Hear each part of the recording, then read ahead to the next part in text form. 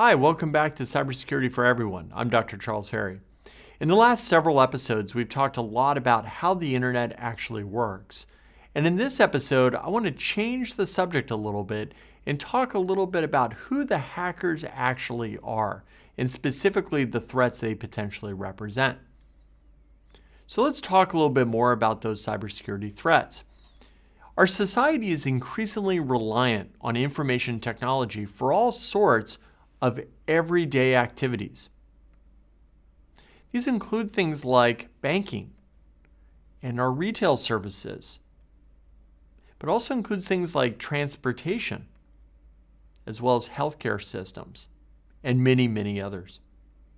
The important thing to remember is that each one of these sectors have several vulnerabilities in the various systems they rely on, and those vulnerabilities can be exploited by hackers. So let's first, instead of using the word hacker, let's use a much more formal term. And I want to use the term threat actor. The reason we want to talk about a threat actor is that a cyber attack is orchestrated by a person or an organization. That person or organization is motivated by a purpose. And it's really important for us to understand that not all threat actors are focused on the same things. Some are motivated by financial gain, others maybe by national security interests. We need to understand the differences between those various threat actors. They execute those operations utilizing available resources, and they leverage tactics, tools, and processes that vary. This is an important distinction because not all threat actors have the same level of capability.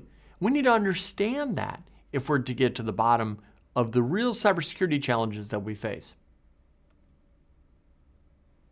So let's talk a little bit more about the people and the organizations behind this hacking. So as we discussed, cyber attacks are executed by specific people who act either independently or as part of a broader collective or group.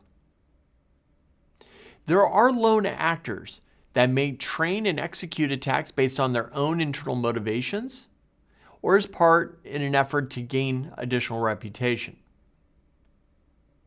However, groups of actors operating as an organization might execute attacks for financial, political, or even nationalist purposes.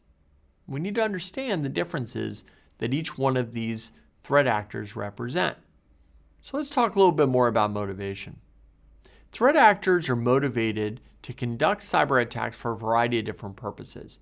They include things like curiosity, even reputation. There are financial incentives in some cases, political activism, terrorist activity, and finally even national security considerations. And it's important to understand that these motivations influence different groups to conduct certain types of attacks against certain organizations. So if we want to understand the broad set of threats facing things like critical infrastructure, we need to understand who the threat actors are and what they're motivated to achieve.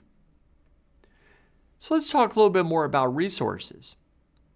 Not all threat actors have the same level of resources that they need in order to execute a specific type of cyber attack. The ability of threat actors to execute effects is constrained by certain things. First, they're constrained by their own skill level. Are these threat actors, have they been practicing for years? Have they been trained by a government organization? Or are they learning their skills simply on YouTube? It matters. Second, the tools that they're using matter. Are these tools that have been developed by others that people are commonly using around the world and therefore they're known by defenders? That might limit their effectiveness. Or are the tools custom made? Are they leveraging capabilities and techniques that no one has ever seen before? The processes and techniques that threat actors use are really important. Are they well known by defenders, or are they novel? And then finally, the financial resources that they can bring to bear. matter. If you're a threat actor and you're interested in attacking a piece of critical infrastructure, let's call it a natural gas pipeline, there are very specific technologies that are leveraged in those types of systems. So if you're a threat actor and you want to attack those systems, you're likely having to go out and purchase those systems, gain access to those systems, and they're not necessarily cheap. They may run several $100,000.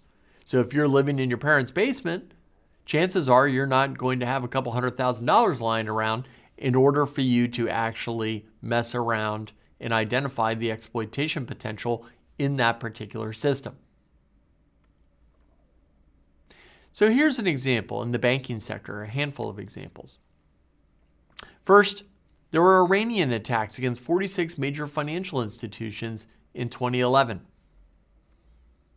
We've also seen attacks by a North Korean hacking group that led to the compromise of $100 million out of Bangladeshi central bank accounts in 2015. But it's not simply about attacks against the financial sector. We also see attacks in the energy sector. Examples might include power disruptions in the Ukraine, denial of service attacks against customer service phone lines in Detroit, Michigan, and even compromise of data residing on electric utility computers in Vermont. We also see several attacks coming against the retail sector. Examples include access to specific point-of-sale systems. These are the systems in which you take your credit card and you hand it to the cashier and they swipe it for you. So attacks against those particular components happen with a regular occurrence. These include compromise of credit card numbers at Home Depot, Target, Eddie Bauer, and several more. Finally, denial of service attacks against retail websites are actually quite common. Even the transportation sector has seen a whole host of cyber attacks. These include things like destruction of the cargo management system at Maersk Lines, the largest container ship company in the world. We've seen attacks against ticketing kiosks for the San Francisco Muni system. And even rail systems itself compromised in the Ukraine. And finally, even government is affected. Examples of cyber attacks include things like billing and record management systems disrupted in Baltimore. We've seen court docket systems completely disrupted in the city of Atlanta. Even U.S. government employee records compromised at the Office of Personnel Management. Well, the United States suspects hackers in China are responsible for a government data breach that impacted about 4 million people's records. It's described as one of the largest thefts of government data ever seen. Now, the FBI first detected the breach in April at the Office of Personnel Management, which functions as the federal government's human resource department, managing background checks, pension payments, and job training. China denies being responsible. So what are some of the takeaways? Well, cyber attacks are conducted by individuals either acting alone or as part of a larger group. But it's specifically to achieve a goal, and that's a really important point to understand. They leverage tools, techniques, and processes to achieve those end goals. And finally, they're constrained. They're constrained by the lack of resources, tools, and skill.